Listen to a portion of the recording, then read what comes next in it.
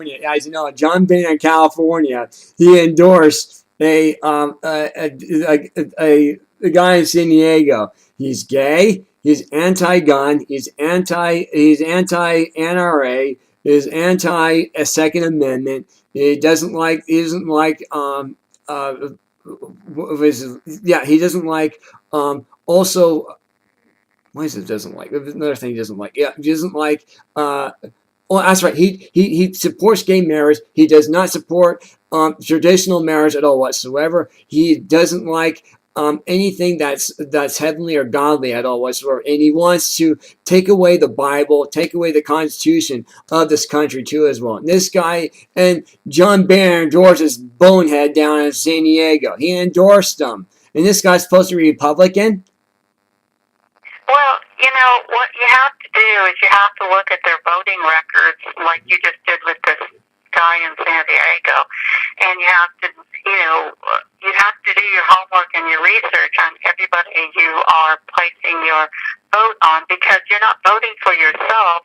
You're voting to save a nation and its culture and its history, its roots and its lifestyle and its economy.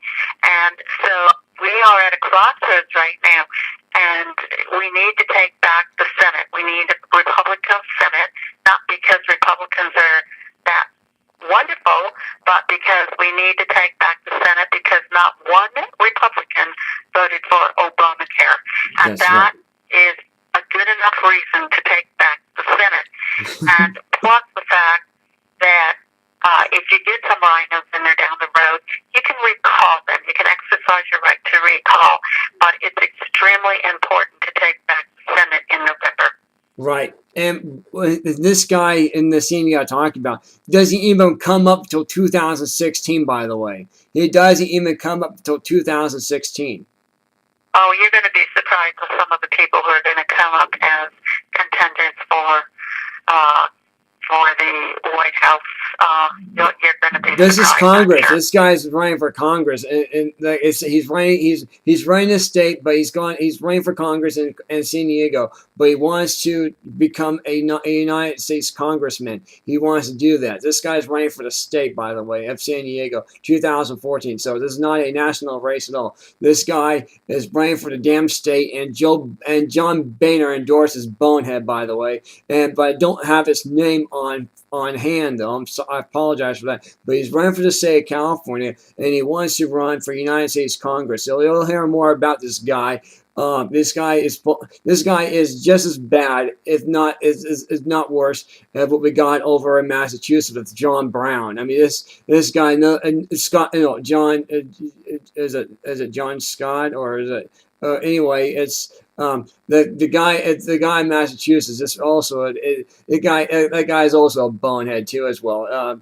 I think it's Brown. I think is it Scott Brown? He's Scott Brown. That's what it is, right? Scott Brown in Massachusetts. This guy also now he changed his position for his traditional marriage. Now he's supporting gay marriage too as well. Scott Brown is. I mean, and you see, these people are just coming out of the woodwork. Why are they doing that for? That's my question. Why are they doing this? What's their modus operandi there?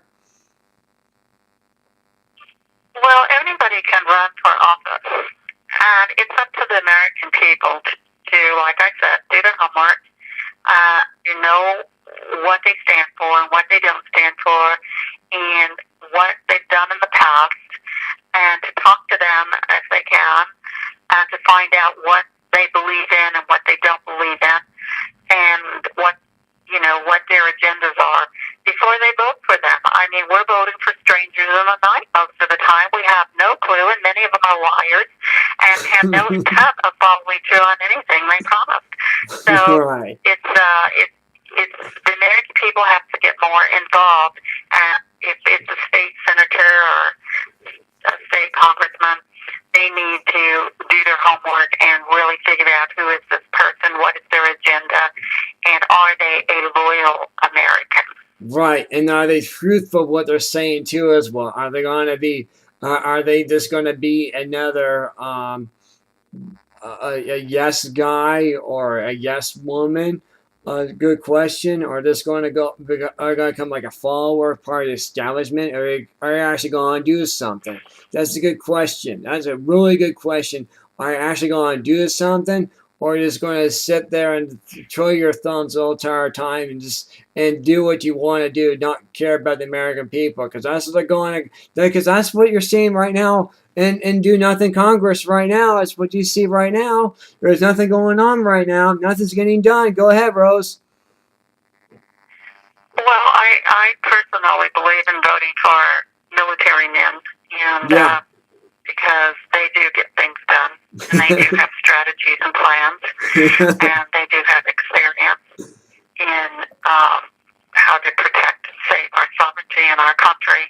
And I think when you vote for people who are unidentified, who are non-vetted, who've never served in the military, who won't show you their credentials or their identification, and the whole United States government goes along with it, I think you have a problem. Right. Yeah, you got a huge problem there. A major lack of leadership. That's what you got there. You got no. Not a lack of leadership. It's even more frightening than that, in my opinion. Yeah. Yeah, just there's basically a pun. Basically, is what they are. They're like a sponge on the American people. Is what they are. They're a sponge, right? It's basically what they are. They're a sponge on American on tax This is the most dollars. important race ever because Yes, we are is. headed for $20 trillion in debt. We are burying our kids, our grandkids, future generations, destroying our economy. We don't see a balanced budget. We don't even see a plan and a strategy on how to save the United States economy. They keep saying doom and gloom, we're going to crash. Well, you don't have to crash. What you have to do is you have to cut back 5% of every federal worker. 5%. That's about maybe $10, $20, $30 at the most from every federal worker. Freeze their wages, and you would be shocked how much money that is to pay back the national debt. Oh, absolutely. Absolutely. You're correct. And also, why not give out tax cuts to the small business? The way Bill in the middle of Bush tax cuts. That would stimulate the economy. Right. Remember that's what Bush did. Remember those tax breaks that they did. And he not only did that, he also sent the American people a $300 to $600 check in the mail, which helped stimulate the economy as well because people went out and started buying again. And that helped stimulate the economy. In this particular regime, for 7 years, we have seen trillions of dollars disappearing to banksters and private industry and health care that is not a health care system. We don't even have one right now because they destroyed the original, and we don't even have one right at the moment. And tons of money, $500 billion was pilfered from Medicare into Obamacare just to get it off the ground, and then the computer company ended up with billions of dollars. That's correct. And they can even get it up off the ground. So, I mean, talk about waste. You want to talk about waste? And what about all the billions and billions that Hillary and Obama approved of going over to the Muslim Brotherhood nations? Now, well, how much of that has come back to America? None.